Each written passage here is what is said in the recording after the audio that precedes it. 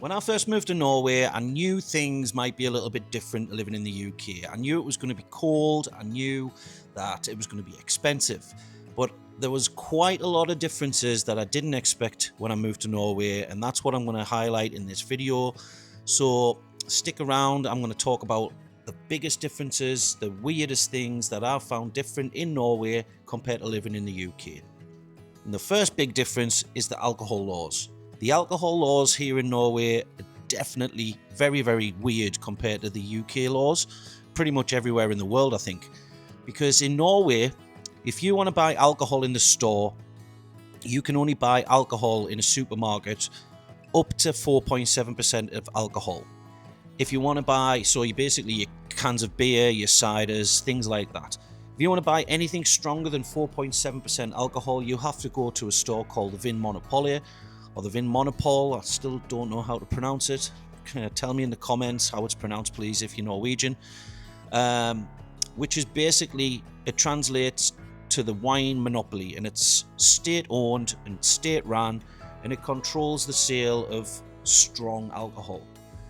Now, these stores, supermarkets and Vin Monopoly, Monday to Friday, you cannot buy any alcohol in the store after 8 p.m.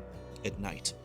And on a Saturday, it's even earlier. It's 6 p.m. at night. So if you haven't bought your cans or your wine or whatever you like to drink by 8 p.m. on a Monday to Friday or 6 p.m. on a Saturday, then you're screwed. You have to go to a bar or a restaurant if you want to drink alcohol, if you don't have any in the house.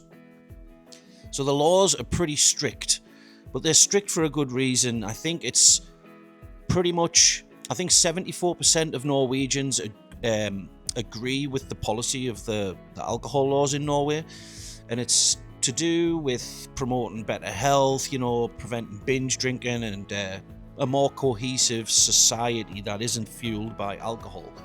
So you can see the sort of reasons behind it, and they're good reasons, and majority of people here in Norway do agree with it. So overall, it's not a bad thing. So yeah, alcohol laws in Norway are very, very weird. And like I say, if you want to drink in the bars after the curfew's cut off for buying alcohol in the supermarkets and the shops, you're going to be looking at paying around 10 to 15 quid just for a pint of beer. So it's very, very expensive. Very expensive in the stores as well, but nowhere near as expensive as drinking in the bars and clubs of Norway. Another thing is a house party in Norway will usually end up turning into what they call a secondary party. A secondary party is when, if you invite somebody over to your house or you get invited to somebody's house for a party, you are going to take your own alcohol with you. That is the normal thing. You always take your own alcohol to a party. But round about 10:30, everybody will just all of a sudden put their coats on and they'll go, right, come on, we're going out to the bar.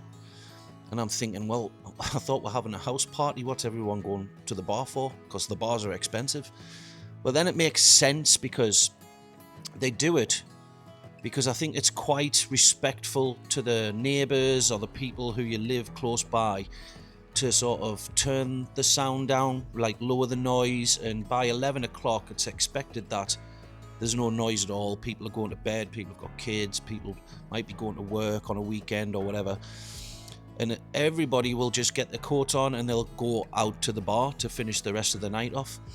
They'll get all of their alcohol down them when they're in the house party, when it's been cheaper to buy in the store.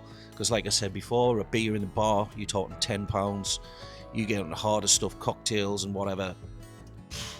It's going to be an expensive night. So yeah, the secondary party is sort of opposite to the UK, because we would normally, if we were going to have a house party, most people would go for a few pints beforehand and then turn up later. But not in Norway. No, if you have a house party or you're invited to a house party, expect that you will be going to a bar later on before 11 o'clock at night. So it's weird, but it's kind of good, and I like the way it's respectful to the people around you, because there's nothing worse when you're in the house back in the UK and somebody in your street's having a party and you just hear a non-stop noise, music, normally fighting and arguing and shouting on, and it's not very sociable, it's not very respectful. So I like that that secondary party thing here in Norway is a thing, and it just shows the sort of level of respect that people have for each other here in Norway compared to in the UK. Sundays here in Norway are for rest. They're definitely not for shopping. Pretty much every single store in Norway will be closed on a Sunday.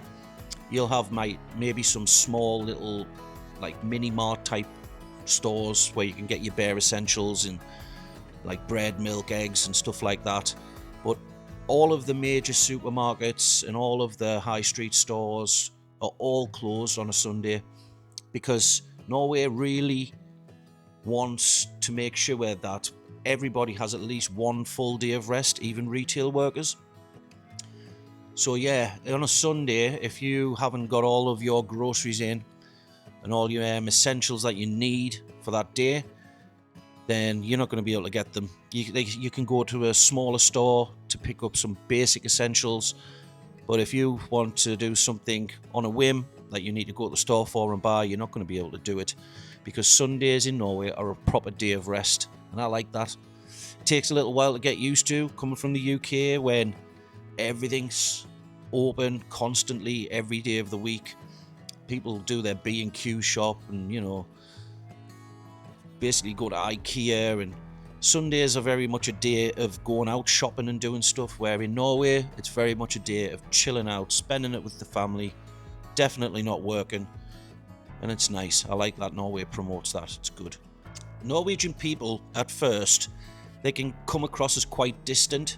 Some might perceive them as quite cold people, but I don't think it's a case of that at all. Once you get to know Norwegian people, once you've sort of earned their trust, they're really nice, friendly, helpful, respectful people. And I love the Norwegian people. I think they're the salt of the earth.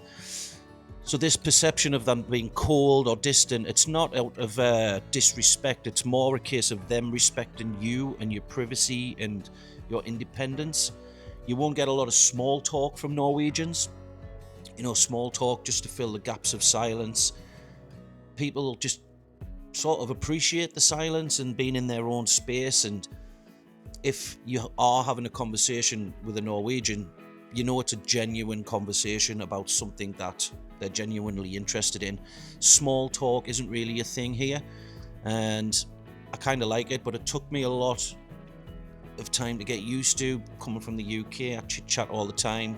We always talk just for the sake of talking, to perceive ourselves as the friendly people that we are. But Norwegians aren't like that when you first meet them. But over time, once you build a relationship with them, very friendly, very funny, very outgoing, very much like the British people once you get to know them. But in the beginning, a little bit quiet and a little bit reserved. But like I say, it's just out of a respectful thing. They don't want to invade anybody's privacy or personal spaces and chit chat to somebody for no reason other than to chit chat with them. So that took something a little bit time to get used to, but once you get used to it, you realize that it's just more of a respectful thing. It's not them being rude or ignorant or cold, as some people might say. It's just the way they are, and I quite like it. Sort of like slowed down to that sort of peaceful sort of enjoying my own space without having to chit chat just for the sake of chit chatting with people. So yeah, they're not cold and they're not ignorant. They're just respectful, and they just like to give people and enjoy their own space. And that will come into another thing about Norwegian people when it comes to help. If you are struggling on with something, I don't know, struggling to carry bags of shopping, or you see a woman struggling to carry bags of shopping, a Norwegian won't ask you if you need help, because they don't want to offend you by assuming that you can't manage whatever the task is that you're doing by yourself. If you ask them for help, they will more than happily help you with anything. They'll go out of their way to help you if you ask for help, but generally if they see somebody struggling, it's not something that a Norwegian would do. They wouldn't go out of their way to see if somebody needed some help, unless it was like blatantly obvious.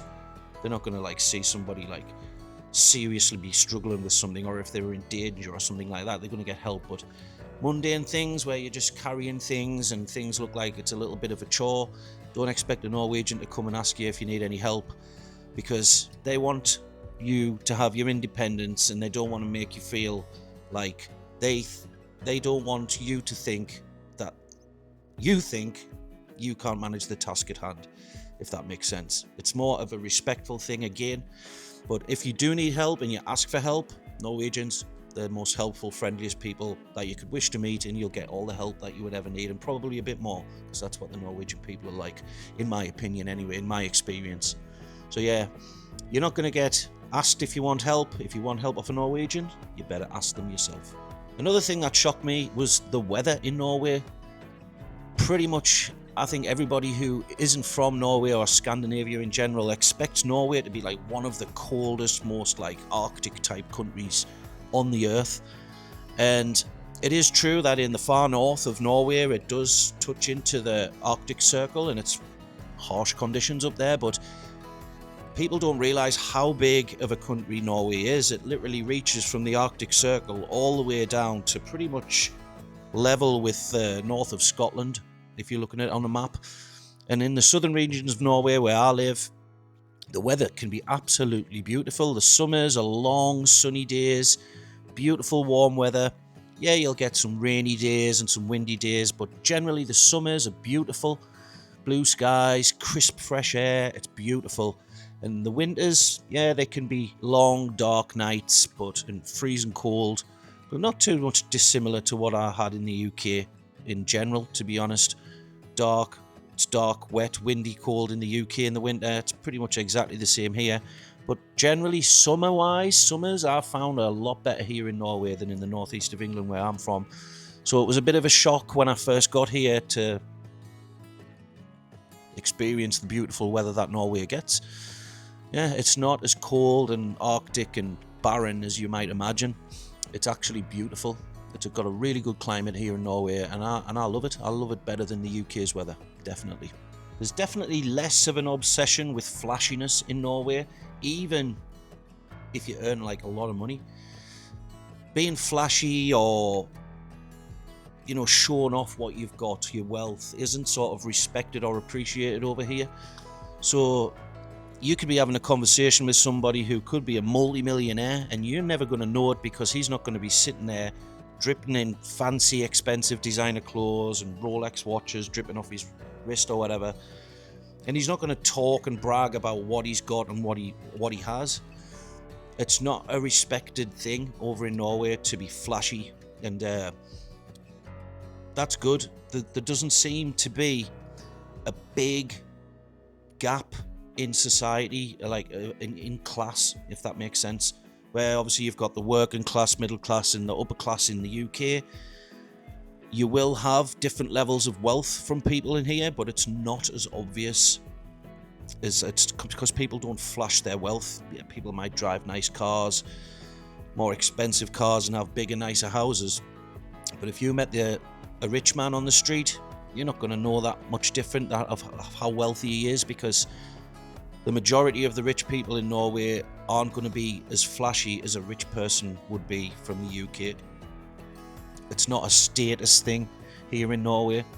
Society seems very balanced on the face of it, and that's nice. It sort of keeps a nice, cohesive, non-jealous society, so to speak. So yeah, I've noticed that big time in Norway, because I've been speaking to people before when I've been out in the cities and stuff like that, and somebody said, "Do you not know who he is? He's a head of some oil company or something. He's probably one of the richest guys in Stavanger," and this, that, and the other. And I'm like, I wouldn't have guessed. I wouldn't have known. Just seemed like a normal guy. Everybody seems to just dress in the same sort of fashion, the same sort of style. Norway has a lot of its own branded clothing wear and all that. Their clothes are very much made to suit the weather conditions in Norway, so they all seem very similar in style, and it's all pretty good quality gear as well, so you can't really tell if someone's wearing cheap, shitty clothes to someone who's wearing really expensive clothes. So yeah, being flashy in Norway isn't respected, and it's nice. I like that kind of vibe where there's no sort of I'm better than you kind of attitude. And the best thing that I've noticed that's different in Norway compared to the UK is that the pace of life is just way more slow. There's no rushing around here in Norway. People aren't getting stressed out. You won't see people tear-arsing around the roads trying to get somewhere quickly. People drive slowly. People are just a lot more relaxed and chilled out here in Norway. There's no rush. There's no... Obviously, people get stressed out and people have pressure in their jobs. But it's just not as much, anywhere near as much as in the UK. It's much more relaxed. It's much more slower paced. People go to work, do their jobs, don't work massive amounts of overtime. They come back, they relax, they get out in the beautiful nature here in Norway, and they slow down. Stress levels are really low. My stress levels have come down so much, pretty much non-existent since I've came to Norway, and I absolutely love that about this country. So those are probably the biggest differences that I've noticed here in Norway compared to in the UK. I love this country. It's the best decision I've ever made. I'll never go back to the UK as long as I'm still here in Norway. The people are lovely. They're a different type of people, but under the surface, they're just the same as British people, in my opinion. They're just on the face of it, not as fake and in your face and making small talk for no reason. Once you get the trust and you become friends with Norwegians, they're the nicest people you'll ever meet. And yeah, they've got weird rules with regards to alcohol, but everything seems to work in the country. Whatever they're doing it right, and it's nice. And yeah, the UK could definitely take a leaf out of Norway's book on how to run a society in a country properly, because they're doing it right in Norway, and I love it. So if you've enjoyed the video, any more questions of any other things you might want to ask about, leave them in the comments. Give me a thumbs up on the video if you enjoyed it, and hit the subscribe button if you like content like this, and I will see you guys in the next video. See you later.